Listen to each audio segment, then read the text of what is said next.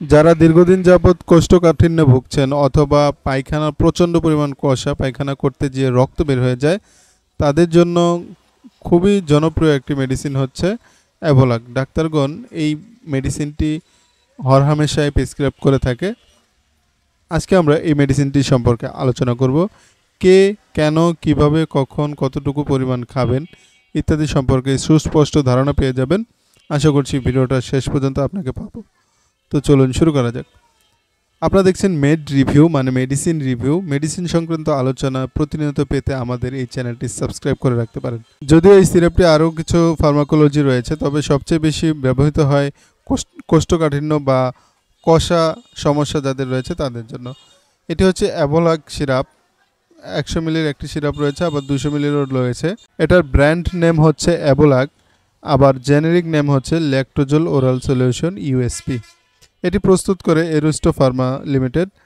সাধারণত যাদের পায়খানা প্রচুর পরিমাণ কষা, কোষ্ঠকাঠিন্যে বহুদিন যাবৎ ভুগছেন, এছাড়া দীর্ঘ সময় ধরে পায়খানার ব্যাগ আসে না, সপ্তাহে 1 দিন অথবা সপ্তাহে 2 দিন পায়খানা হয়, এর বেশি পায়খানা হয় না, পায়খানা করতে যে প্রচণ্ড কষ্ট হয়, পায়খানা কষার মাত্রা অধিক্যের কারণে দেখা যায় পায়খানার রাস্তা ফেটে যেয়ে প্রচুর রক্ত বের হয় এবং যার এমন হয় তিনি ঘাবড়ে যান, বুঝতে পারেন না যে কি করতে হবে।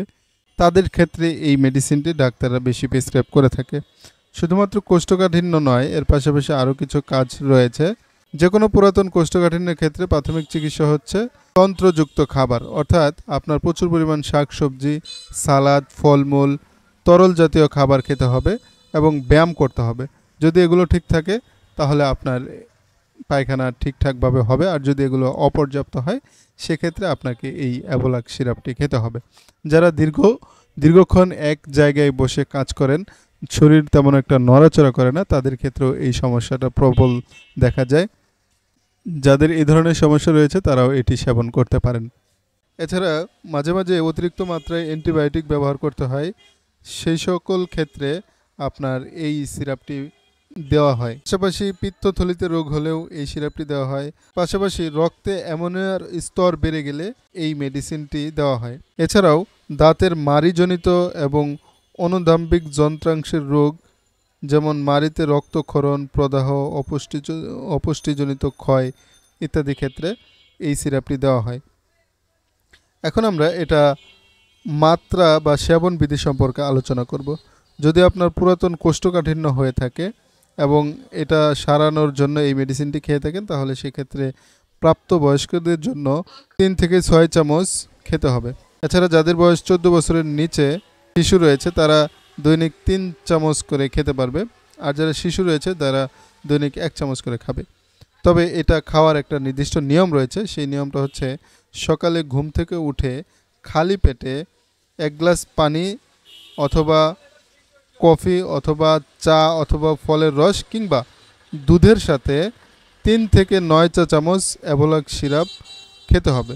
তাহলে এটা দ্রুত কাজ করবে এবং এটা খাওয়ার পর 2 ঘন্টার মধ্যে বা 2 ঘন্টা পর পায়খানা বেরিয়ে যাবে।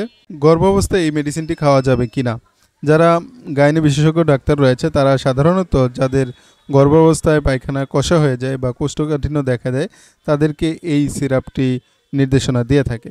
তবে আপনি যদি গর্ভাবস্থায় এই ওষুধটি খেতে চান তাহলে আপনাকে অনুরোধ করব, দয়া করে আপনি আপনার যেই ডাক্তারের পরামর্শে রয়েছেন তার কাছ থেকে পরামর্শ নিয়ে, বা যেই ডাক্তারের অধীনে রয়েছেন তার কাছ থেকে পরামর্শ নিয়ে তবেই আপনি এই সিরাপটি খাবেন, অন্যথায় এটি গ্রহণ করবেন না। এটির কোনো পার্শ্ব প্রতিক্রিয়া রয়েছে কিনা? পার্শ্ব প্রতিক্রিয়া বলতে গেলে শুরুতে পেটে সাময়িক গণ্ডগোল দেখা দিতে পারে, মাত্রা কমানোর মাধ্যমে এটা দ্রুত সেরে যায়। ছোট ছোট একাধিক মাত্রায় সেবন করলেও কোনো অসুবিধা হয় না। তবে অধিক মাত্রায় সেবন করলে ডায়রিয়া, পটাশিয়ামের স্বল্পতা দেখা দিতে পারে।